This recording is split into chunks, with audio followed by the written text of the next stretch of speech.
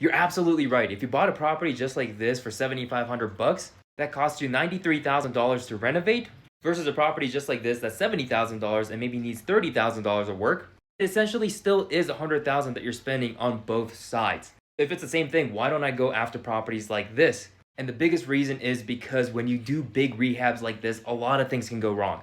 Number one, if you don't have a vetted team, a good contractor, a good property management company, a good project manager, chances are that $80,000 rehab is going to go to 90,000, 100,000, maybe even more than that. Because if your team isn't good, then that means your project might go longer than you expected it to, which means you have higher holding costs. Number two, on properties like this, there might be a lot of underlying issues that come around with the property. There could be bigger foundation issues that you didn't know about, or you need more materials for this and that because the renovation is so big. On the flip side, if you work on properties like this, you'll be exposed to less risk because most contracts would be able to handle projects like this.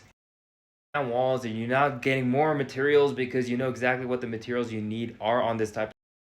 And to test out a team that you've never worked with, a new contractor, new property manager, this is going to be a perfect project. And again, it's all about reducing as much risk as you possibly can. So that's why in theory, even though it's $100,000 for both projects, I would still recommend projects like this with lower rehab amounts.